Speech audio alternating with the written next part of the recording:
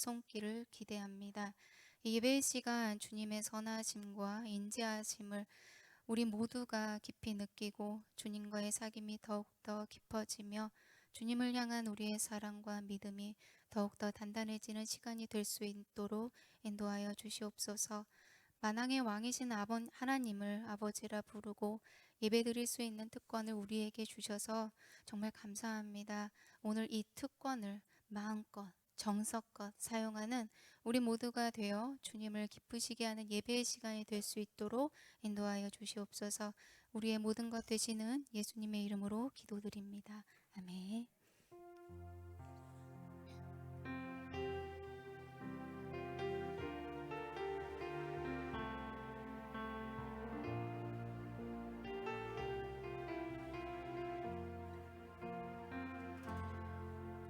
우리 모두 예배하는 자 되어 온전히 영과 진리로 주를 예배하자.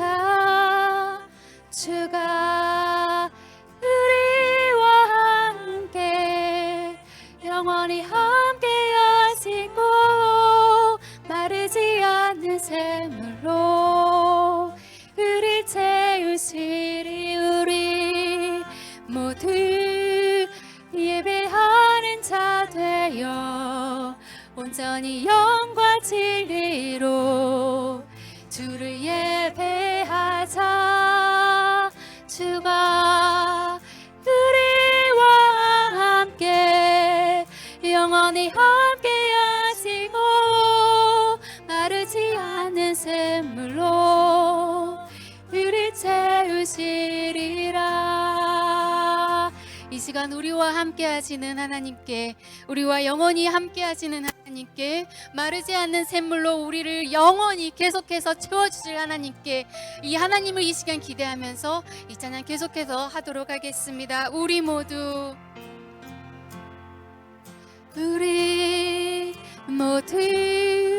예배하는 자 되어 온전히 영과 진리로 주를 예배하자. 주가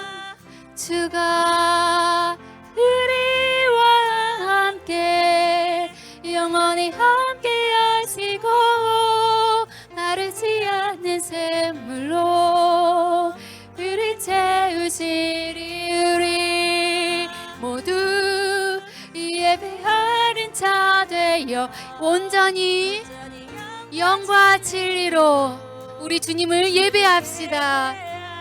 아멘. 주가 우리와 영원히 함께 하시고, 아멘. 우리 믿으면서 이 찬양 한 번 더 하겠습니다. 우리 모두 예배하는 자 되어 온전히 영과 진리로 주를 예배하자.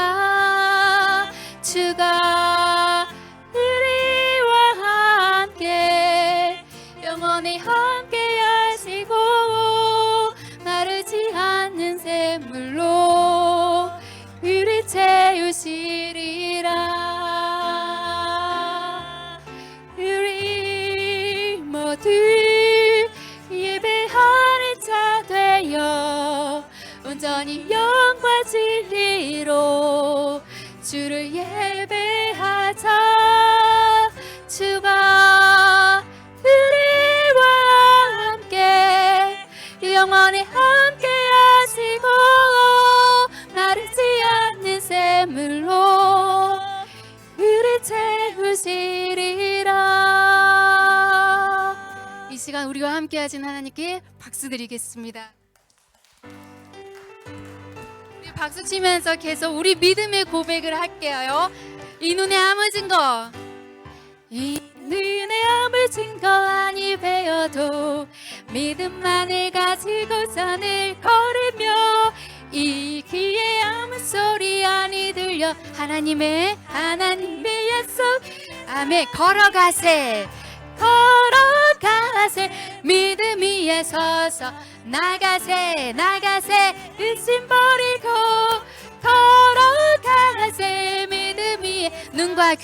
안과 귀에 아무 증거 이 눈에 보기에는 어떠하든지 이미 얻은 증거대로 늘 믿으며 이 맘에 의심 없이 살아갈 때에 우리 소원 주 안에서 이를 걸어가 믿음으로 이 찬양 할까요? 힘차게 나가세 의심 버리고 걸어가세 믿음 위에 눈과 귀에 아무 증거 없어 주님의 거룩함을 두고 맹세한 주 하나님 아버지는 참 미쁘다 이 귀한 모든 예수 믿는 자에게 맹지 못할 무슨 일이 있을까 걸어가세 믿음 위에 서서 나가세 의심 버리고 걸어가세 믿음 위에 서서 눈과 귀에 아무 증거 굳게 서리 굳게 서리 영원하신 말씀 위에 굳게 서리 굳게 서리 주 말씀 위에 굳게 서리 한 번 더 굳게 서리 영원하신 말씀 위에 굳게 서리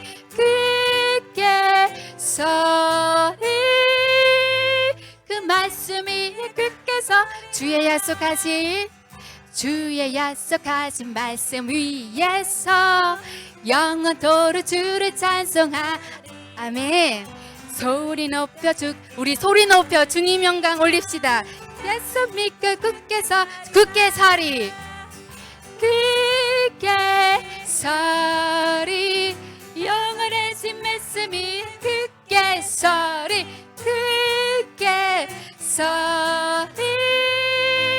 그 말씀이 굳게 서리 주의 약속하신 말씀 위에서 세상 염려 내게 엄습할 때에 용감하게 힘써 싸워 이김 약속 믿고 아멘. 우리 이렇게 나갑시다. 굳게 아멘 서리 영원하신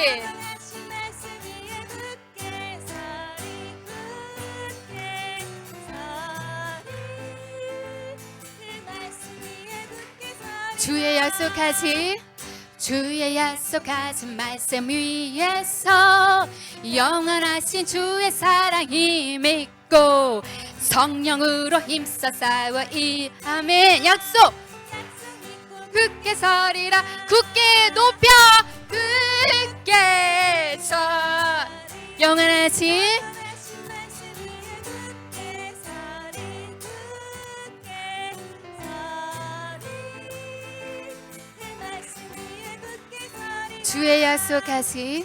주의 약속하신 말씀 위에서 성령 인도하는 대로 행하며 주의 품에 항상 안식 얻으며 예수 믿고 굳게 서리라 아멘 굳게 서리 영원하신 말씀 위에 굳게 서리 굳게 서리 그 말씀이 우리 4절 한 번 더 할게요. 주의 약속하신 말씀 위에서 성령 인도하는 대로 행하며 주의 품에 항상 안식어 아멘 예수 믿고 굳게 서리라 굳게 서리 영원하신 말씀 위에 굳게 서리 굳게 서리 그 말씀 위에 굳게 서리라 굳게 서리 굳게 서리 영원하신 말씀 위에 굳게 서리 굳게 서리 그 말씀 위에 굳게 서리 우리 하나님 말씀에 굳게 섭시다. 아멘.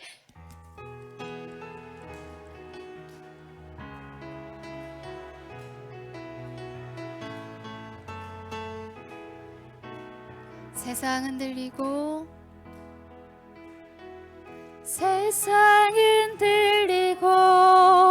사람들은 변하여도 나는 주를 섬기리. 주님의 사랑이 영원히 그렇습니다. 주님의 사랑은 변하지 않아요. 주만 신뢰합시다. 세상 흔들리고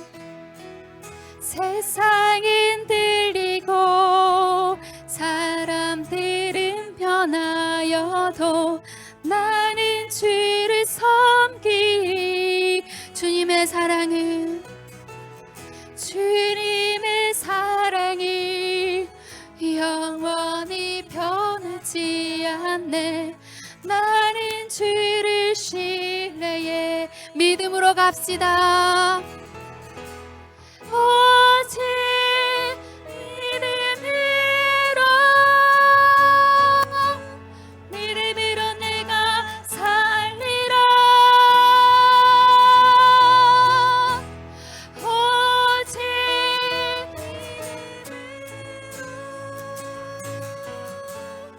믿음으로 내가 살리라.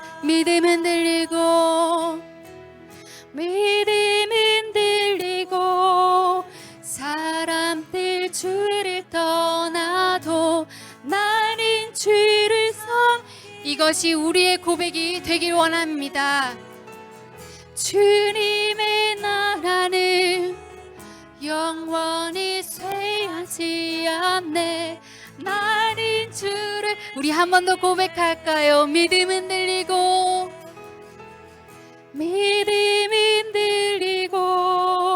사람들 주를 떠나도 나는 주를 섬기리. 주님의 나라는 영원히 쇠하지 않네. 나는 주를 고백합시다. 오직 믿음으로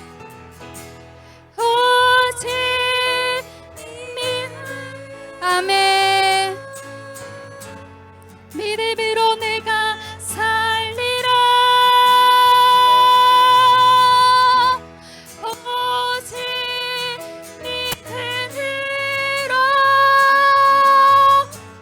믿음으로 내가 살리라.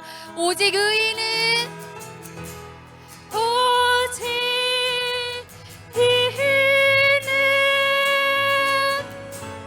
믿음으로 말미암아 살리라.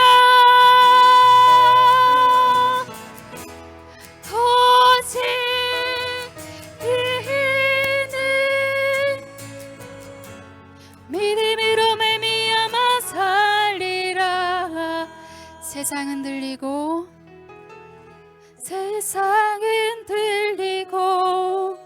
사람들은 변하여도 나는 주를 아멘.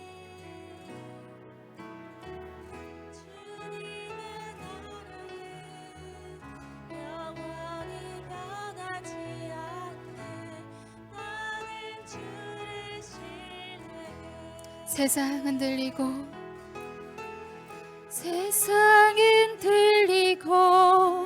사람들은 변하여도 나는 주를 섬기리. 주님의 사랑이 영원히 변하지 않네. 나는 주를 신뢰해. 이 시간 함께 기도했으면 좋겠습니다. 잘못된 가치관과 거짓이 가득한 이 세상에서 우리를 지켜내는, 우리 자신을 지켜내는 방법은 오직 하나, 진리이신 하나님 안에 머무는 것입니다. 이 시간 이를 위해 기도했으면 좋겠습니다. 세상에 결코 밀리지 않고 세상을 거뜬히 이겨내는 이 믿음 달라고, 우리의 믿음이 주님의 말씀으로 인해 더욱더 견고해지고 기도함으로 성숙해지고 행동함으로 세상에 참된 그리스도임을 드러내는 믿음이 될 수 있게 해달라고 이 시간 다 함께 목소리 높여 우리 하나님께 기도하도록 하겠습니다. 기도하겠습니다.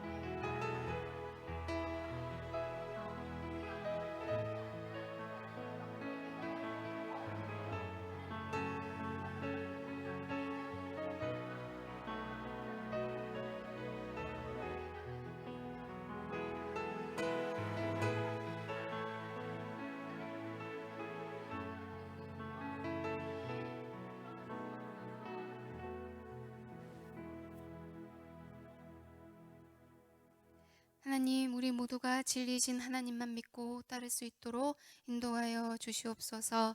세상의 거짓에 속지 않고 오직 진리이신 주님 안에 우리 믿음의 뿌리를 견고히 하여 어떤 상황에서도 흔들리지 않는 우리가 되기를 간절히 소망합니다.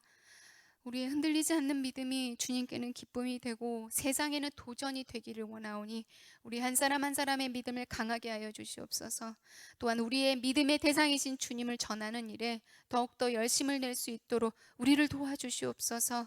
우리가 받은 주님의 사랑을 이웃에게도 진심 어린 말과 행동으로 전함으로 우리 모두가 복음의 전달자가 될 수 있도록 도와주시옵소서.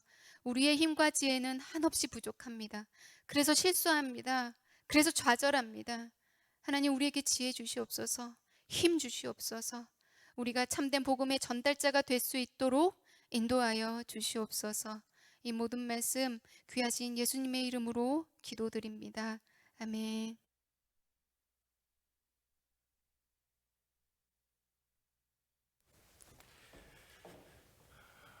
찬양팀 한 주 쉬시고 다시 함께 하시니까 너무 좋습니다. 오늘 우리 항전직 직분자 프로그램 함께 하신 모든 성도님들 진심으로 환영합니다. 성경 암송부터 시작하도록 하겠습니다. 세트 4 준비해 주시면 감사하겠습니다. 갈라디아서 2장 20절 준비되셨나요? 예. 같이 해보겠습니다. 갈라디아서 2장 20절 말씀. 그런즉 그리스도와 함께 십자가에 못 박혔나니 그런즉 이제는 내가 사는 것이 아니요 오직 내 안에 그리스도께서 사시는 것이라. 이제 내가 육체 가운데 사는 것은 나를 사랑하사 나를 위하여 자기 자신을 버리신 하나님의 아들을 믿는 믿음 안에서 사는 것이라. 아멘. 로마서 3장 23절 말씀. 모든 사람이 죄를 범하였음에 하나님의 영광에 이르지 못하더니. 아멘. 고린도전서 3장 16절 말씀. 너희는 너희가 하나님의 성전인 것과 하나님의 성령이 너희 안에 계시는 것을 알지 못하느냐. 아멘. 마태복음 6장 33절 말씀. 그런즉 너희는 먼저 그의 나라와 그의 의를 구하라. 그리하면 이 모든 것을 너희에게 더하시리라. 아멘. 요한복음 13장 34절 말씀. 새 계명을 너희에게 주노니 서로 사랑하라. 내가 너희를 사랑한 것 같이 너희도 서로 사랑하라. 너희가 서로 사랑하면 이로써 모든 사람이 너희가 내 제자인 줄 알리라. 아멘. 할렐루야. 지난 3일 동안도 모두 평안하셨습니까?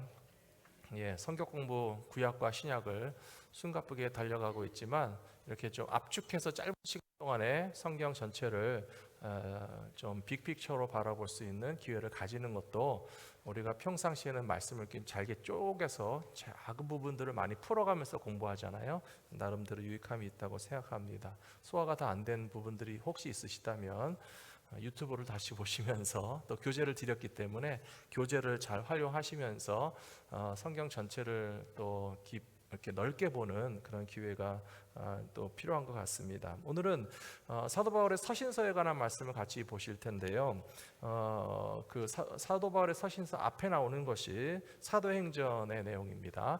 사도행전에 보시면 복음의 확장과 교회 확장이 나와 있죠. 화면 좀 보여주시죠. 네. 사도행전 사도행전 1장 1절부터 3절까지 우리 같이 한번 읽어보겠습니다. 데오빌로여, 내가 먼저 쓴 글에는 무릇 예수께서 행하시며 가르치시기를 시작하심부터 그가 택하신 사도들에게 성령으로 명하시고 승천하신 날까지의 일을 기록하였노라. 그가 고난 받으신 후에 또한 그들에게 확실한 많은 증거로 친히 살아 계심을 나타내사 40일 동안 그들에게 보이시며 하나님 나라의 일을 말씀하시니라. 아멘. 누가복음은 누가 썼는지 아시나요? 누가가 썼죠. 사도행전은 누가 썼는지 아시나요? 누가가 썼습니다. 누가복음은 누가 썼다고요? 누가가 썼고요. 사도행전은 누가 썼다고요? 누가가 썼습니다. 여기 보시면 사도행전 1장 1절에서 누가복음에서도 1장에서 데오빌로에게 썼거든요. 그리고 내가 먼저 쓴 글이라고 되어 있어요. 그 먼저 쓴 글이 뭘까요?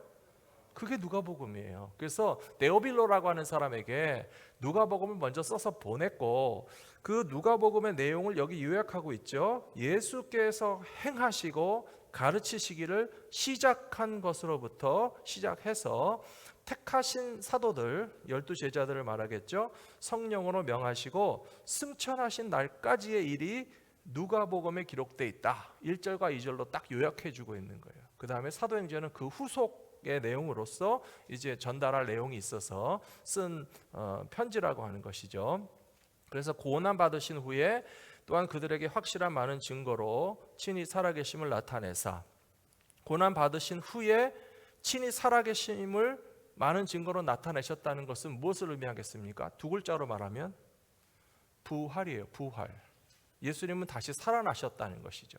그래서 예수님은 죽음에서 이기시고 부활하셔서 살아계시다는 사실을 예수님께서 많은 증거로 나타내셨고, 부활 후 제자들과 며칠 동안 계시다가 승천하셨습니까? 40일 나와 있어요. 그리고 오순절날이 이름이 성령 강림의 역사가 일어났죠. 그러면 오순절이면 50 days라는 말인데요. 50일 가운데서 40일은 부활하신 예수님이 같이 계셨고, 오순절까지 며칠 동안 기도하면서 기다렸습니까? 10 days, 열흘, 10일 동안에, 그러니까 40일은 부활하신 예수님과 함께 있었고, 그 40일 동안 예수님이 5만 사람 다 만나지 않고 사방에 다 돌아다니지 않으셨어요. 참 저는 놀랍다고 생각합니다. 빌라도에게 찾아가서 네가 나 죽였지, 나 살아있다, 그런 말씀도 안 하셨어요. 대제사장에게 가서도 니네가 나 죽이라고 그랬지, 나 살아있다, 말씀하실 필요가 없었어요. 제자들하고만 집중하고 계시면서 오직 무슨 말씀을 나누셨는가 하면, 제가 밑줄 착 쳤잖아요. 하나님 나라의 일을 말씀하시니라. 하나님의 나라에 대해서 40일 동안 부활하신 예수님이 집중적으로 그 내용을 마음속에 깊이 깨닫고 이해하고 철저하게 무장하고 꽉 채워질 수 있도록 40일 동안 제자들에게 천국 복음, 하나님의 나라의 일을 계속 채워주시고, 이제 딱 내용은 채웠으니까 10일 동안만 기다리면 오순절에 성령님이 오시고 성령 강림의 역사가 일어나니까 그들 마음에 가득한 확신, 믿음, 깨달음, 하나님의 나라에 대한 것과 예수님이 부활하셨다는 사실을 성령 충만해서 탁 나가서 전하니까 예루살렘에서 수천 명이 회개하고 믿고 구원받는 역사가 일어나지 않으셨습니까? 바로 그런 내용이 사도행전에 나와 있습니다. 사도행전에서 가장 유명하고 잘 아시는 말씀은 1장 8절 말씀인데요. 오직 성령이 너희에게 임하시면 너희가 권세와 능력을 받고 예루살렘으로부터 시작해서 온 유대와 사마리아와 땅 끝까지 이르러 내 증인이 되리라 하시니라 하신 말씀 그대로 되어졌습니다. 그대로 되어졌습니다. 다음 화면 보여주시죠. 그래서 사도행전은 누가가 쓴 복음의 확장, 교회 확장이 기록되어 있는데요. 다음 화면 보시면 사도 바울의 선교와 서신서들은 사도행전에서 교회가 확장되고 선교 활동이 이루어지면서 이제 예루살렘, 유대, 사마리아 땅 끝까지 이르러 복음이 전파되는 이야기들이 사도 바울을 통해서 또 서신서들을 통해서 나타나 있는 것을 볼 수가 있습니다. 그래서 오늘 서신서에 대한 내용을 조금 보실 텐데요. 지난 시간에 배웠던 신약 성경의 구조 다시 한번 보시겠습니다. 다음 화면 보시면 신약 성경은 한 권으로 보이지만 몇 개의 책이 있습니까? 27개. 3, 9, 27 합하면 66 여러 번 말씀드렸습니다. 구약은 39, 신약은 27, 27, 그 다음에 합하면 신구약은 66권이 한 책이 된다라고 말씀드렸고요. 그래서 신약 성경의 구조를 보시면 사복음서가 있고, 그 다음에 사도행전은 일종의 역사서이고요. 그 다음에 바울 서신이 12개 내지는 히브리서까지 포함하면 13개가 될 수 있고요.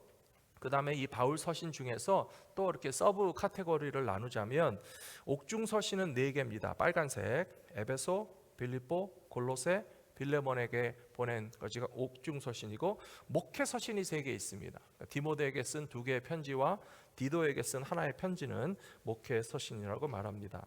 기타 서신은 바울이 쓴 것은 아니고 야고보가 쓰고 베드로가 쓰고 사도 요한이 쓰고 유다가 쓴 것이 기타 서신이고요.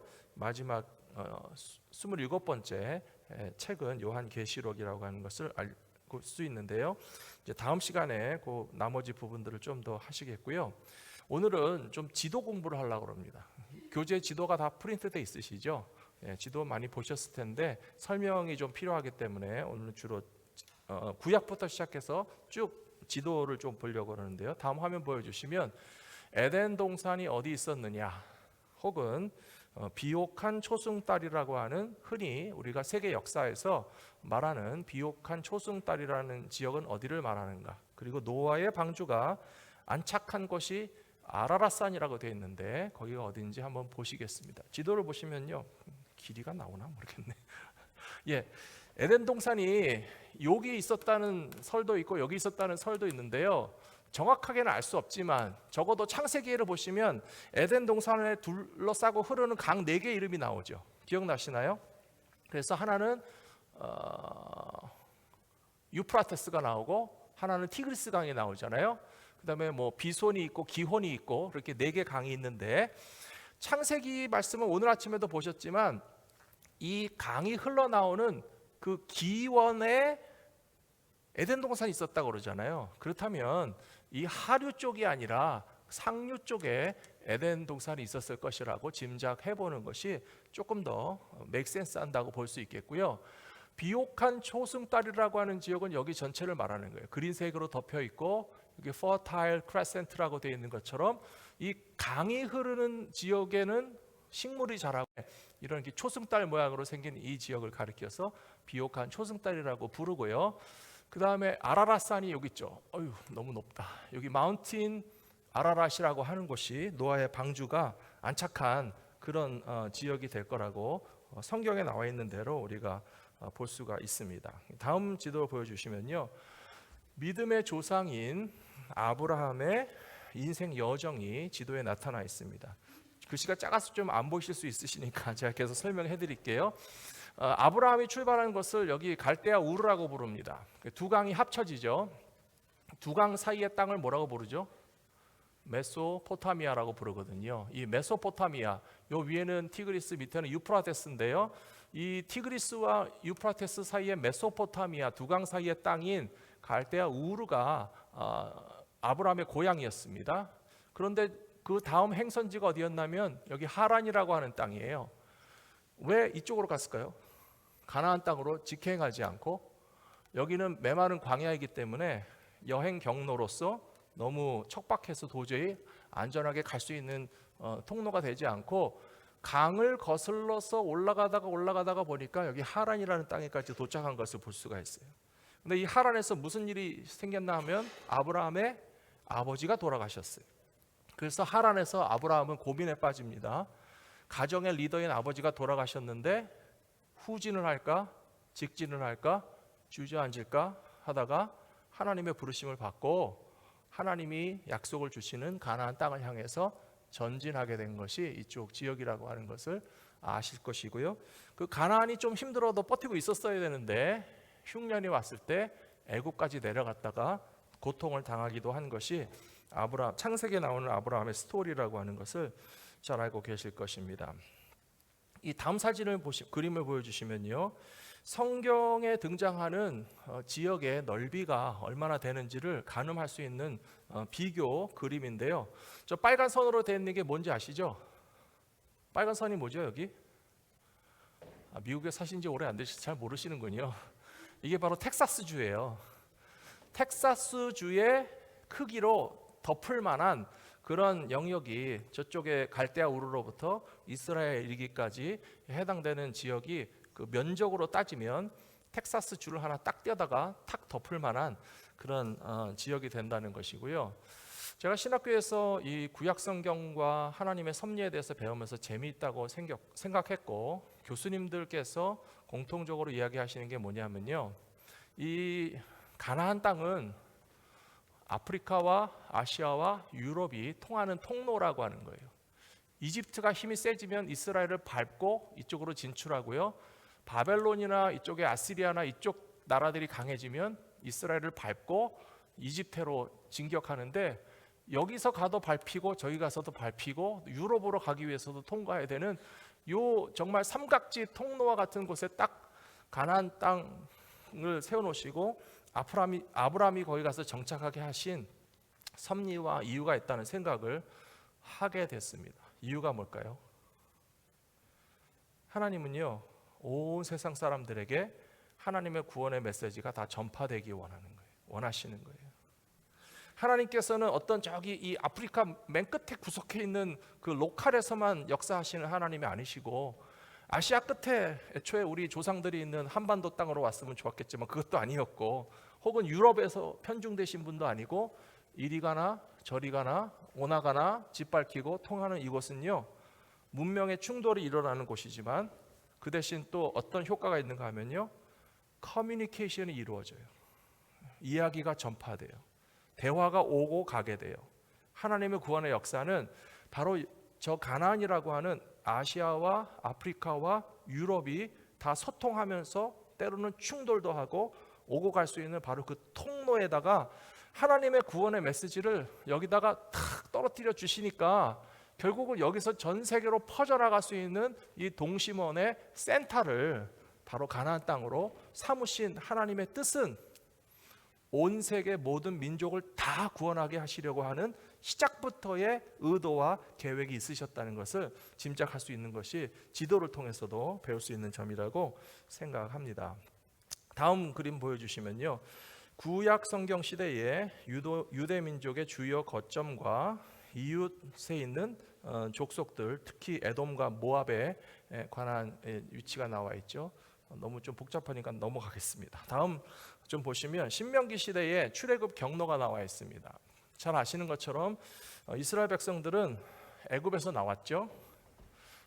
이집트 애굽에서 나와가지고 숫곳이라는 데서 출발해가지고요, 이제 홍해 바다를 건넜는데요. 이 홍해 바다 레드시라고 하는 것을 건넜는데 어떤 학자들은 얕은 갈대 숲을 그냥 처벅처벅 헤치고 건너갔다라고 하는 사람들도 있죠. 근데 이제 성경을 읽어 보시면 이해가 안 되는 것이 모든 이스라엘 백성들이 얕은 갈대 숲을 처벅처벅 걸어서 건널 수 있는 그 지역에서 애굽의 병거탄 군사들은 왜 빠져 죽었을까? 말이 안 되는 거잖아요. 그렇지 않아요? 그래서 성경을 제대로 알고 믿는다면 진짜 하나님께서 이 홍해 바다 깊은 곳을 바람을 불어서 갈라놓으셨고, 바람을 불어서 갈라놓은 것을 마른 땅과 같이 지나갔다고 그랬거든요. 갈대숲을 처벅처벅 지나갔단 말이 없어요. 하나님이 바람을 부르시니까 땅이 갈라져서 마른 땅과 같이 되었고, 이스라엘 사람들은 다 건너갔고, 하나님이 바람을 멈추게 하시자 병거탄 애굽의 군사들은 물이 합쳐져서 침몰해서 빠져 죽었다라고 분명히 나와 있거든요. 그래서 이렇게 애굽을 나온 것과 숫곳에서 출발한 것과 홍해 바다를 건너는 것에서부터 이제 이 경로가 시작됐지만, 마라에는 뭐가 나오죠? 쓴물. 엘림에는 뭐가 있나요? 12종려나무의 그 샘들이 있죠. 그다음에 엘림에서 통과해서 남쪽 시내반도 끝에 가 보면 여기에 바로 이 호렙산 혹은 시내산이라고 하는 곳이 있어서 여기서 receiving the law, 율법을 받았고요. 율법을 받은 후에 이제 가나안 땅을 향해서 전진하게 되는데, 가데스 바네아라고 하는 곳에서 정탐꾼을 보냈습니다. 가나안 땅에 가서 보고 오라고. 그래서 가서 보고 오는데 며칠 걸렸죠? 40일밖에 안 걸렸어요. 그러니까 여기서부터 쭉 가서 여기까지 이동하는 데는 꽤 시간이 걸렸지만, 사실상 여기서 정탐꾼들이 가서 보고 오는 데는 그냥 40days밖에 안 걸리는 그런 가까운 거리잖아요. 근데 결국은 그 가까운 거리를 40년 걸려서 가게 된 것은 불순종으로 말미암아, 여기 보시면 38 years more, 38년 동안 더 헤매다가 이렇게 돌아서 가나안 땅에 들어가게 됐다라고 하는 이 경로가 지도에 나타나 있습니다. 그림을 보시면 재밌는 것이요, 이스라엘 땅은 잘 아시겠지만 이 밑에 있는 큰 호수는 데드시, 사해고요. 쭉 길게 이어진 강은 요단강이고, 저 끝에 작은 것이 바로 갈릴리 호수죠. 요단강 동쪽에서 좀 이렇게 많이 맴돌다가 요단강을 건너가지 못하고 나중에 결국은 여리고로 치고 들어가서 이 가나안 땅을 다 차지하게 되는데요. 가나안의 여러 족속들을 물리치게 될 때 먼저 하나님께서 준비시켜 놓으셨던 것이 뭐냐 하면, 요단강 동편의 유명한 왕들을 정복하게 하셨다는 겁니다. 그 중에 하나가 헤스본이고요. 그 중에 또 하나는 바산의 왕 옥이라고 하는 존재들이 저기 요단강 동쪽에 분홍색 파티의 꼭대기 부분에 있는 그런 강력한 헤스본과 바산의 왕들을 물리치게 해주심으로써 가나안 족속들이 두려워 떨면서 또 여리고성이 무너지고 가나안 땅을 정복하게 되는 이야기가 신명기에 나와 있습니다. 그 다음은 조금 다른 역사적인 흐름이 좀 맞지 않는 그림이지만 보여드리자면요, 다음 화면 보여주세요. 요나 선지자의 사명과 도주 방향입니다. 요나 선지자가 하나님의 부르심을 받고 이스라엘 땅에서 여기 아시리아 니느웨로 가서 그들의 심판을 경고하라고 하셨잖아요. 근데 여기로 가야 되는데 니느웨가 여기 요나 선지자가 요바에서 배를 타고 어디까지 도망가려고 그랬냐면, 그 당시에 땅의 끝이라고 알고 있었던 여기 다시스라고 하는 땅의 끝까지 도망가는 배, 이 당시에도 이렇게 지중해를 가로지르는 무역선이 있었다라고 하는 뜻이죠. 여기까지 도망가려고 했는데 물고기 뱃속에 들어갔다가 토해져서 도로 결국은 니느웨로 가게 됐다는 이야기는 잘 아실 거예요. 그러니까 성경에서 다루는 가장 넓은 세계의 그 영역은 지금 보시는 정도의 그림이라고 보시면 좋을 것 같아서 제가 하나 준비했습니다. 다음 화면 보여주시죠. 다음 화면은 아브라함 시대의 지도가 나와 있습니다. 아브라함 시대의 대표적인 몇 개의 그 지명이 나오는데요. 먼저 아브라함이 주로 가나안에서 머물렀던 곳은 바로 헤브론 마므레라고 하는 땅입니다. 마므레라고 하는 땅에서 아브라함이 주로 머물렀고, 여기서 함께 롯이 거하다가 여기는 너무 거칠고 산지이기 때문에 불편해서 좋아 보이는 곳으로 간 데가 어디죠? 소돔이라는 곳으로 갔습니다. 소돔은 사해의 동남쪽 끝에 존재하는 대도시고 물이 많고 목초지가 많고 문화가 발달했지만 또 음란과 죄악이 관영한 도시여서 고모라와 소돔이 하나님께 대해서 심판받게 됐고요. 소돔에서 도망 나온 롯이 이동한 지역이 어디였죠? 거기가 바로 소알 땅이에요. 소알. 영어로는 조아라고 되어 있지만 바로 소알 땅이라고 하는 것이 롯이 소돔에서 나와서 소알 땅으로 갔다는 것을 알 수 있고요. 여기 그다음에 모압 족속과 암몬 족속이 있죠. 왜 여기 모압 족속과 암몬 족속을 표시해 놨을까요? 소돔에서 도망 나온 롯의 딸들이 아버지를 통해서 낳은 자식들이 후손이 된 것이 한 딸은 모압 족속의 조상이 됐고 한 딸은 암몬 족속의 조상이 됐거든요. 어떻게 보면 혈통적으로는 이어져 있지만 굉장히 인간의 수치스럽고 단지 대를 이어야만 한다는 욕망으로 합당하지 않은 방법으로 아버지의 씨를 딸들이 낳은 그런 족속이라고 하는 기원이 좀 나와 있는 것이 성경의 스토리이고 그들의 지역이 어디 있는지를 보여주는 그림이라고 볼 수 있겠습니다. 그 다음에는 이제 모세와 여호수아 시대의 그림이 나오는데요. 다음 화면 보여주시죠. 12지파에게 땅을 분배합니다. 땅을 분배할 때에 이 요단을 기준으로 해서 요단의 동편에 2개와 반 지파에게 땅을 분배했습니다. 누가 했을까요? 모세가 했습니다. 모세가 여기까지는 르우벤 지파에게 땅을 주고 갓 지파에게 땅을 주고 므낫세 지파 중에서 절반에게는 땅을 준 다음에 그 다음에 이제 모세는 죽었고 은퇴했죠. 그 다음에 이제 요단강을 건너가서 이쪽 요단강 서쪽에 있는 지역을 땅을 저 꼭대기 아셀 지파, 납달리 지파, 제블론은 뭐죠? 스불론, 이사갈, 또 므낫세, 에브라임, 단 지파에 유명한 사람 누구죠? 삼손이 있습니다. 삼손이 있고 베냐민 지파가 있고 유다 지파가 있고 시몬 지파가 있는데요. 이 베냐민 지파에서 왕이 나왔어요. 사울 왕이었습니다. 그리고 유다 지파에서 왕이 나왔습니다. 누가 나왔죠? 다윗 왕이 나왔어요. 그래서 이 유다 지파는 상당히 많은 땅을 가지고 있고 이쪽 해안가에는 필리스틴이라고 하는 것이 바로 블레셋 족속이죠. 여기도 또 아말렉카이스는 아말렉 족속이고 에돔 족속, 모압 족속, 암몬 족속 이렇게 가나안 족속들에게 둘러져 있는 땅을 12지파에게 분배해 줄 수 있을 만큼 가나안 땅의 정복은 이루어졌고 하나님의 약속은 성취됐다라고 하는 것을 보여주는 것이 모세와 여호수아 시대의 지도라고 볼 수 있겠습니다. 그 다음에 이제 예수님 시대로 넘어오겠습니다. 예수님 시대의 이스라엘 땅도 별로 크게 변하지 않았죠. 보시면 저 북쪽에는 뭐가 있죠? 다메섹이 있어요. 다마스커스. 거기는 이스라엘의 영역은 아니죠. 밑에 내려와서 보시면 예수님 시대의 땅의 지명에 유명한 곳이 가버나움인 것이 이 가버나움이 예수님의 나사렛 지역, 갈릴리 지역 사역의 본부였다는 거예요. 예수님이 새 집을 얻으셔서 예수님이 렌트드 하우스에서 사셨어요. 그래서 가버나움에 집을 새를 얻어서 거기를 거점으로 해서 3년 동안 공생해서 복음을 전하셨다는 것이고요. 사실 나사렛은 예수님이 그 어려서 자라나신 목수 아버지 어머니와 함께 사신 나사렛 동네지만 갈릴리에서도 상당히 좀 떨어져 있는 내륙 지방인 걸 알 수 있겠고요. 그 다음에 쭉 내려오시면 예루살렘에 있는데 이 갈릴리 지역과 예루살렘 지역 중간에 있는 땅이 무슨 지역이죠? 사마리아예요.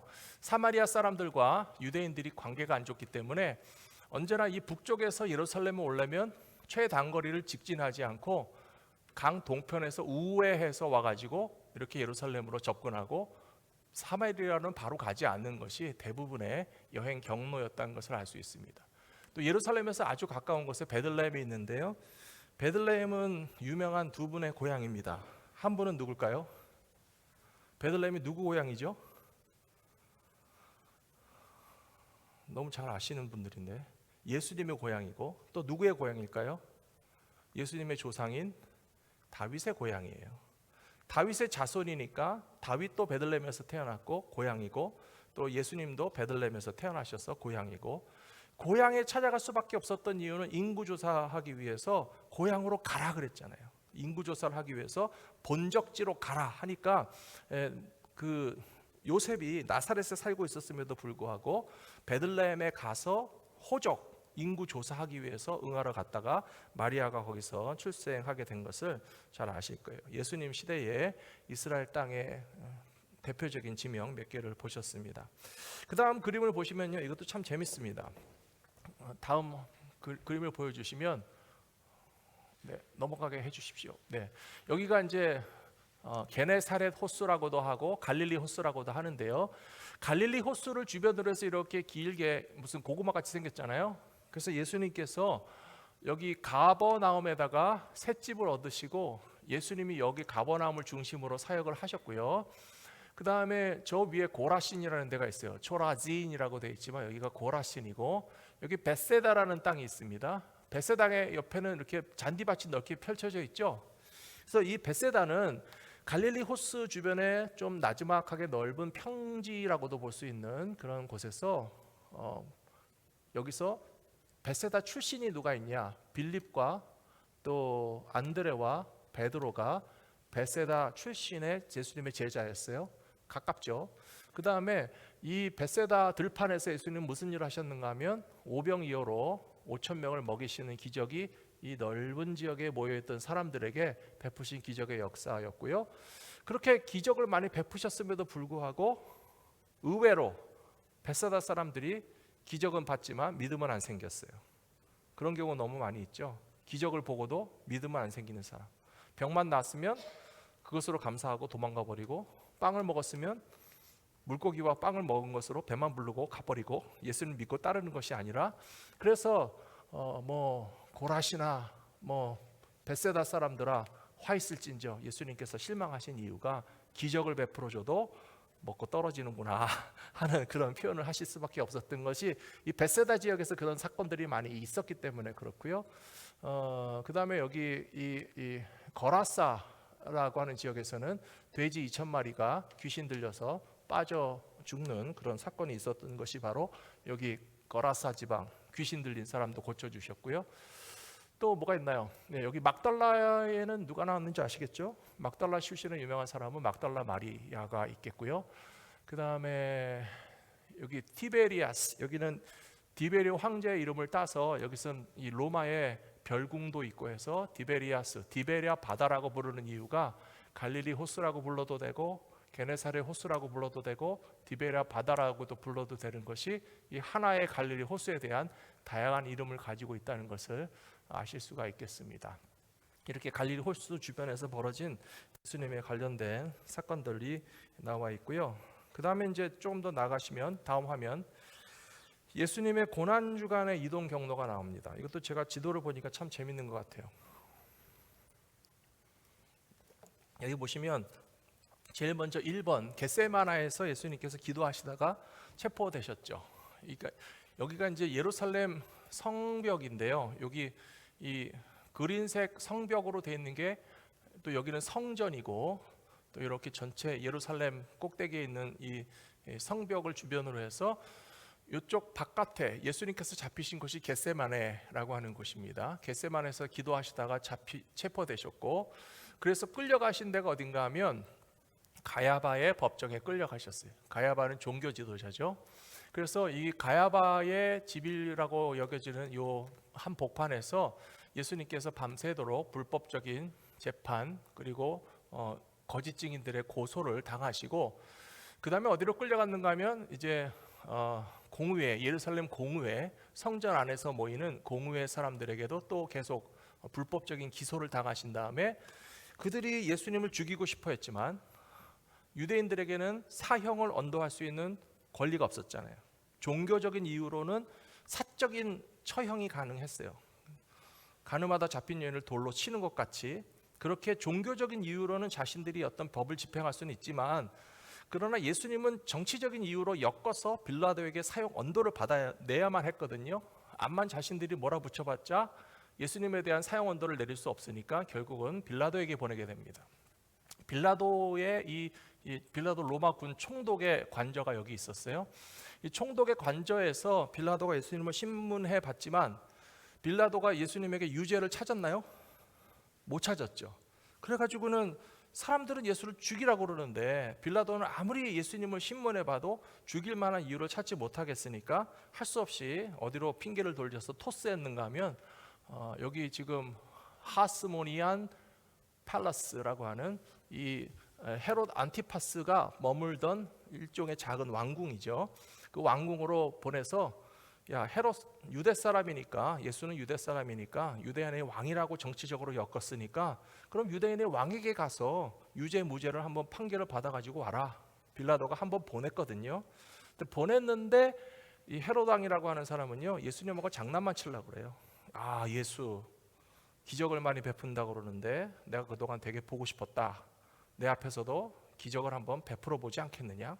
장난치는 거잖아요. 지금 예수님에겐 죽고 살고의 문제고, 또 유대인들은 예수를 죽이겠다고 그러고, 빌라도는 예수에게 사형을 얻어내릴 어떤 근거를 찾지 못해서 고민하다가 헤롯 안티파스에게 보냈는데 쓸데없는 소리만 하다가 자신은 실권도 없어요. 그래서 허울만 왕이지 왕 노릇도 별로 하는 게 없는 사람이었기 때문에 결국은 다시 빌라도에게 보내져서 빌라도가 압력에 의해서, 정치적인 목적에 의해서 불법적으로 예수님에게 사형 언도를 하게 되고요. 그래서 채찍을 또 때리고 가시 면류관을 씌운 다음에 그런 고난을 겪으시고 이제 이렇게 바깥으로, 성문 밖으로 나가서 이 골고다 언덕에서 십자가에 달려 죽으시게 되는 것이 마지막 7번째 예수님이 십자가에 달려 죽으신 곳, 성문 밖에, 사형 집행 장소가 성벽 밖에 있었다라고 하는 것을 보여주는 지도 그림이 되겠습니다. 빨리 해야 되겠네요. 다음 보시면 기독교 복음과 교회의 확산. 결국은 복음은 처음 아까 말씀드린 것처럼 이 가나안 땅에서 예루살렘의 유대 민족에게 하나님의 구원의 계획이 시작됐지만 전 세계를 향해서 퍼져나가는 것이 당연한데요. 그것이 스데반 집사의 순교 이후에 사람들이 퍼져나가서 수리아 지역의 안디옥이라고 하는 곳까지 가서 교회가 세워졌죠. 근데 이 안디옥에서 제일 먼저 일어난 몇 가지 일들이 있습니다. 뭐가 있는지 아십니까? 안디옥에서 하도 이 사람들이 예수를 열심히 믿으니까 별명이 생겼어요. 별명이 뭐죠?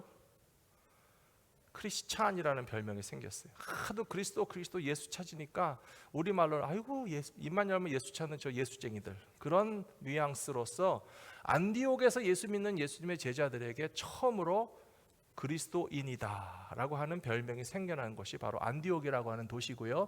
이 시리아 지역에 있는 안디옥에서 최초의 또한 선교사를 파송하게 됩니다. 그 선교사가 누군가 하면 바나바와 바울이에요. 두 사람을 선교팀으로 리더로 세워서 복음 전하게 되는데 그것이 바로 1차 선교여행의 시작입니다.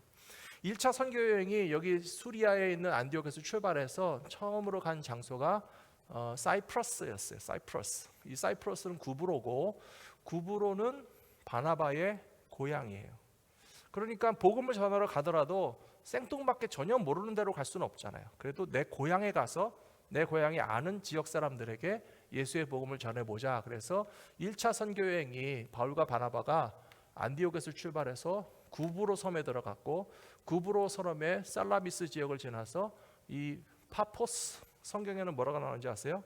바보라고 나와 있어요. 우리 나라 사람들은 바보라고 하면 무슨 바본가 그럴 텐데, 이 파포스라고 하는 지역에서 그 서기장에게 복음을 전했고요. 그 다음에 여기서 이제 내륙으로 들어가는 버가에 들어가기 시작했을 때 그때 마가가 힘들어서 도망갑니다. 그래서 또 바울과 바나바가 막 싸우고 그런 일들이 있었고요. 그래서 이렇게 좀 단기 코스로 이렇게 1차 선교 여행이 시작됐고, 또 2차, 3차가 쭉 진행되면서 로마에까지 가서 복음 전하고, 로마 여기 있죠. 그거는 다음 그림에서 보도록 하겠습니다. 위에를 쳐다보니까 정신이 없네요. 다음 그림 좀 보여주시면, 좀 심플한 그림이에요. 심플한 그림을 보시면 이 안디옥에서 출발해서 사이프러스 섬을 통과해서 이쪽 밤빌리아, 비시디아, 루스드라, 라오 뭐죠? 리가노니아, 리가오니아, 더베, 뭐 이렇게 시실리아, 저기는 갑바도기아가 있고 여기 갈라디아가 있죠. 그러니까 이쪽 여기도 다른 안디옥이 또 있어요. 그래서 여기는 수리아의 안디옥이라고 부르고 여기는 비시디아의 안디옥이라고 부르는데요. 여기 안디옥 교회는 성교를 파송한 지역의 안디옥이었고 이 비시디아의 안디옥은 사도 바울이 수난을 굉장히 많이 당했고 유대인들에게 고통을 당했던 안디옥이라고 하는 도시가 있어서 1차 선교 여행이 이렇게 진행되는 것을 볼 수가 있습니다. 이 1차 선교 여행을 좀 주목해 보셔야 될 이유는 처음이었지만 그 행로에서 방문했고 복음을 전하고 씨를 뿌렸던 곳에 2차, 3차 계속 재방문한다는 사실이에요. 그리고 세워진 교회가 유지되고 있었고 그들을 계속적으로 돌보기 위해서 사도 바울이 노력한 산물이 바로 서신서라는 거예요. 그래서 1차적으로는 가서 복음을 전했고 그럼 거기에 예수 믿는 사람들이 생기고 교회가 생겼죠. 그 다음에 돌아간다면 이제 몰라 잊어버리는 것이 아니고요. 내가 가서 복음 전한 지역의 도시와 교회의 성도들을 위해서 편지를 써서 보냈다는 거예요. 그래서 그런 일들이 생겨난 것이 바로 1차 선교 여행을 보고 2차와 3차를 보시는 이유가 되는 거라고 볼 수 있겠습니다. 사진을 이제 뭐죠? 다음 화면 넘겨주시죠. 네. 다음 화면 넘겨주시면 이건 똑같은 1차 선교 여행이니까요. 넘어가겠습니다. 아까 보셨으니까 다음 화면 또 넘겨주세요. 2차 선교 여행은 역시 출발은 다시 안디옥에서 합니다. 수리아의 안디옥에서 출발해서 북쪽으로 넘어갑니다. 타르수스, 이 타르수스가 어딘지 아시죠? 사도 바울의 고향이에요. 그러니까 사도 바울은 여기 다소에서 태어났고요. 그래서 처음에 예루살렘에서 안디옥 교회로 파송되는 바나바가 안디옥으로 바로 안 가고 다소까지 가서 사도 바울을 픽업해서 같이 가서 안디옥에서 사역하자 그렇게 발굴을 해서 갔었고요.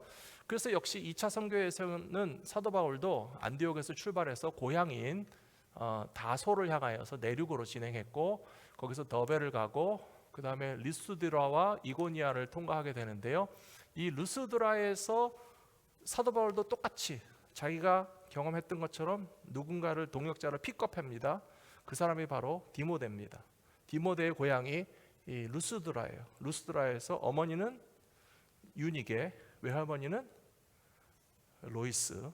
성경 시험을 보시려면 단어가 탁탁 나와야 되겠죠. 그래서 이 루스드라에서 디모데의 어머니 유니게와 외할머니 로이스의 신앙을 물려받은 디모데를 픽업해서 선교팀에 데리고 여기 다시 비시디아 안디옥 고난당했던 때 피하지 않고 또 가서 또 복음을 전했고요. 그 다음에 삥 돌아서 여기서 이제 이 아시아 지역에서 사도 바울이 좀 머물렀어요. 이쪽에서 계속 복음 전하고 싶었습니다. 그리고 여기 나오는 노란 점들의 도시들은 무엇인가 하면요, 요한계시록에 나오는 7개 교회가 여기 다 나와 있어요. 요한계시록 1장, 2장에 보시면 7개 교회에다가 예수님이 그 경고하시는 말씀과 칭찬하시는 말씀이 나와 있죠. 신학교 가면은 이거 다 외워야 되거든요. 그래서 어떻게 외우면 되냐? 에, 서, 버, 두, 사, 빌, 라. 한번 해보실래요? 에, 서, 버, 두, 사, 빌, 라. 한번 더 해볼게요. 에, 서, 버, 두, 사, 빌, 라. 7개가 다 나오는 거예요. 에는 뭐죠? 에베소 교회. 서는 뭐죠? 서머나 교회. 서머나 어디 숨었나? 서머나 어디 있습니다. 그 다음에 그래서 에서 버는 버가모, 두는 두아디라, 사는 사대교회 사르디스, 그 다음에 빌은 빌라델비아, 라는 라오디게아. 에서 버두 사빌라 다 나와 있네요. 7개. 그래서 요한계시록에 나오는 7개 교회가 바로 이 소아시아 지역에 몰려 있고요.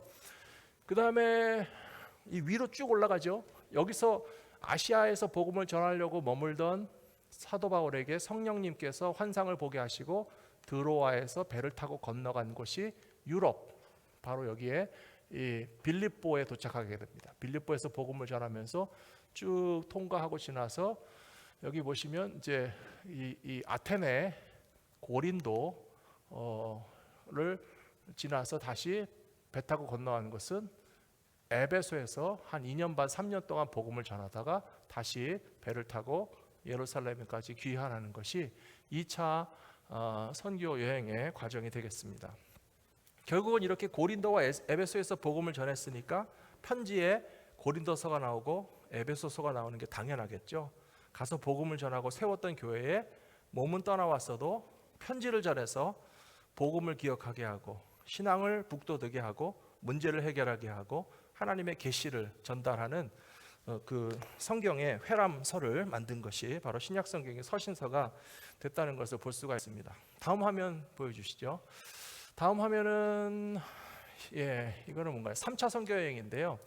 3차 선교 여행도 거의 비슷한 부분들을 많이 겹칩니다. 출발은 똑같습니다. 안디옥 교회에서 출발했고 다소를 지나서 더베를 지나서 루스드라, 이고니온, 또 비시디아 안디옥, 그 다음에 에페소를 지나서 어디로 갔나요? 일로 건너갔죠. 데살로니카로 갔다가 또 여기 네아폴리스, 빌립보 이렇게 드로아를 다시 통과해서 이렇게 예루살렘에 돌아가는 과정인데요.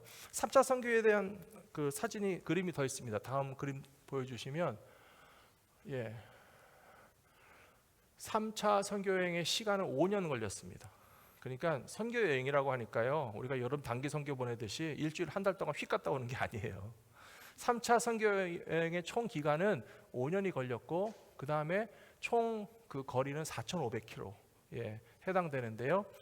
출발하는 경도는 여기 그린색입니다. 그린색으로 쭉 해서 올라갔다가 그 다음에 다시 반환점이 바로 고린도였어요. 고린도가 굉장히 중요한 교회였다는 것을 의미하고 고린도 전서 후서의 내용이 풍부한 것을 보셔도 알 수 있죠. 그 다음에 고린도를 기점으로 반환점으로 돌아서 다시 이 핑크색 경로를 통해서 돌아오게 되는 과정이 5년에 걸려서 4,500km나 되는 과정을 거쳐서 복음 전했다는 것. 저는 그것이 굉장히 도전적이라고 생각합니다. 우리는 비행기를 타고 한국에서 미국에 오기는 왔지만 기회를 찾아서 좋은 것을 얻기 위해서 편안한 것을 얻기 위해서 잘 살아보려고 온 여행이잖아요. 이민이라는 거는. 근데 사도 바울의 행로는 누가 무슨 뭐 재정 지원을 하는 것도 아니고 그 다음에 무슨 명예를 얻는 것도 아니고 갔다 왔다고 뭐 박사학위를 받는 것도 아니고 오로지 예수님의 복음을 전파하기 위해서 요즘과는 말할 수 없는 힘든 여행. 호텔이 있었겠습니까? 비행기 표가 있었겠습니까? 뭐 버스를 타고 움직였겠습니까? 거의 배를 타는 거 외에는 인력으로 걷거나 뭐 가끔 무슨 짐승을 탈 수 있는 경우는 있었겠지만 또 강도도 많고 숙소도 편치 않고 환영받지도 못하는 지역을 저렇게 전 세계를 누비다시피 하면서 다니면서 복음을 전했다는 것에 대해서 우리는 도전을 받게 되고요. 그 다음에 예수님의 명령을 가장 충성스럽게 순종한 제자는 바로 사도 바울이라고 생각합니다. 예수님이 말씀하셨잖아요. 예루살렘과 온 유대와 사마리아와 땅 끝까지 이르러 내 증인이 되라 라고 말씀하셨는데 사도 바울은 예수님의 말씀을 자기 생명 다하는 날까지 정말 순종하기 위해서 자기 삶을 다 불태웠다 라고 하는 면에서 정말 존경할 만한 사역자라고 말씀드릴 수가 있겠습니다. 다음 화면 보여주시죠. 몇 장 안 남았을 겁니다. 다음 화면 보시면 3차 선교 여행을 조금 더 심플한 그림으로 표현했는데요. 성경에서 나오는 각 지역의 이름이 여기 나와 있어서 이 그림을 제가 찾았습니다. 구브로, 리디아, 밤빌리아, 그 다음에 아시아라고 부르지만 여기 터키 지역의 소아시아 7개 교회를 말하는 것이 성경 시대에 말하는 아시아는 여기입니다. 아시아는 여기저기 중국, 일본, 한국 여기 있는데 아니고요. 가파도기아, 갈라디아, 그 다음에 여기는 본도 지방이라는 말이 나오죠. 베드로서에 보시면 본도가 폰투스라는 지역이고요. 그 다음에 여기는 마케도니아가 나오고요. 그 다음에 아가야 지방이라고 말하는 것은 고린도를 포함하는 이 지역이 아가야 지방이고요. 그 다음에 여기는 이탈리고 또 시실리가 있고 마지막 그 로마 여행은 다음 화면에서 설명드리겠습니다. 다음 화면 보여주시면 로마로 압송당하게 되는데요. 사도 바울은 정말 땅끝까지 이르러 복음 전하기를 위해서 목숨을 걸었던 것 같아요. 그런데 아무도 자기를 황제에게 보내주지 않아요. 그러니까 어떻게 황제에게 갈 수 있는 아이디어를 짜냈는가 하면 로마 시민권자니까 시민권자의 특권으로 황제 직할 재판을 받게 해달라 청원했어요. 그랬더니 바로 이 이스라엘 땅에 있었던 가이사랴에 있던 총독이 네가 그거를 주장하지 않으면 여기서 적당히 있다가 풀려날 수도 있고 돈만 주면 빨리 풀어줄 수 있는데 굳이 고집을 피워가지고 황제 직할 재판을 받겠다고 요청을 하냐. 그러니까 할 수 없이 너는 시민권자니까 시민권자의 특권을 주겠다 해서 죄수 호송선을 타고 시돈에서 출발합니다. 배가 쭉 지나서 저 리디아 지방에서 이 로데라는 데를 지난 다음에 크레테 섬에 가게 되는데요. 이 그레데라고 하는 크레테 섬에서 있다가 겨울 폭풍 시즌에 배가 띄우지 말았어야 됐어요. 그래서 겨울을 통과하고 폭풍 시즌이 지난 다음에 갔으면 좋았을 텐데 뱃사람들은 경제성 때문에 폭풍이 오기 전에 무조건 배를 띄워서 가자. 그래서 출발을 했는데 여기를 가는 동안에 태풍을 만나게 됩니다. 태풍을 만나서요, 일주일 이상을 바람에 휩쓸려서 파도에 휩쓸려서 파선할 뻔하다가 여기 말타라고 하는 지역에 표류하게 됐죠. 이 말타 있는 이 섬을 성경에서는 멜리데라고 부르고 있습니다. 멜리다라고 하는 섬에 파선했지만 사도 바울이 함께 탔던 배의 모든 사람들이 태풍을 만나서 파선했음에도 불구하고 한 명이라도 죽었나요? 안 죽었나요? 한 명도 안 죽었어요. 한 명도 안 죽었어요. 그래서 사도 바울은 죄수로 호송선을 타고 로마로 향하는 배를 타고 있었지만 그 배에 탄 사람들의 생명까지도 구원하는 그런 구원의 사명을 감당하는 그런 사역자라는 것을 마지막 이 로마로 가는 과정을 통해서 알 수 있고요. 다음 그림 보여주시죠. 있나요? 예, 끝났군요. 드디어 끝났습니다. 오늘 지도를 많이 준비해서 시간이 많이 걸렸는데요. 지도를 통해서 성경 스토리들을 구약부터 신약까지 쭉 보셨으니까요. 좀 빅픽처를 가지고 또 성경 공부를 앞으로 계속 해나가시면 좋을 것 같습니다. 성경 암송하고 오늘 마치도록 하겠습니다. 로마서 12장 1절 말씀입니다. 보여주시죠. 그러므로 형제들아 내가 하나님의 모든 자비하심으로 너희를 권하노니 너희 몸을 하나님이 기뻐하시는 거룩한 산 제물로 드리라. 이는 너희가 드릴 영적 예배니라. 아멘. 로마서 6장 23절 말씀. 죄의 삭은 사망이요 하나님의 은사는 그리스도 예수 우리 주 안에 있는 영생이니라. 아멘. 예, 다음 화면 보여주시죠. 빌립보서 4장 13절 말씀. 내게 능력 주시는 자 안에서 내가 모든 것을 할 수 있느니라. 아멘. 이사야 41장 10절 말씀. 두려워하지 말라. 내가 너와 함께 함이라. 놀라지 말라. 나는 내 하나님이 됨이라. 내가 너를 굳세게 하리라. 참으로 너를 도와주리라. 참으로 나의 의로운 오른손으로 너를 붙들리라. 아멘. 빌립보서 2장 3절 4절 말씀. 아무 일에든지 다툼이나 허영으로 하지 말고 오직 겸손한 마음으로 각각 자기보다 남을 낮게 여기고 각각 자기 일을 돌볼 뿐더러 또한 각각 다른 사람의 일을 돌보아 나의 기쁨을 충만하게 하라. 아멘. 예, 여기까지입니다. 오늘 수고하셨습니다. 자, 기도하고 마치겠습니다. 아버지 하나님, 하나님께서 온 세상 모든 나라와 민족들을 구원하실 계획을 이미 구약시대부터 가지고 계신 줄로 믿습니다. 아브라함을 택하시고 그의 이름을 바꾸셔서 열방의 아버지라고 하시고 Father of all nations, 모든 나라와 민족들에게 믿음의 조상이 되게 하신 것은 모든 나라와 민족의 백성들에게도 구원의 복음이 전파될 수 있는 기회를 미리 준비하고 계신 줄로 믿습니다. 이렇게 하나님의 구원이 흘러서 오늘 우리에게까지 도착하게 된 것은 수많은 믿음의 사람들과 예수님의 충성된 제자들이 많은 고난과 핍박과 또한 거절 가운데서도 너무나 귀한 생명의 복음을 전파해 주신 덕분에 우리들에게까지도 복음이 연결되게 된 줄로 믿습니다.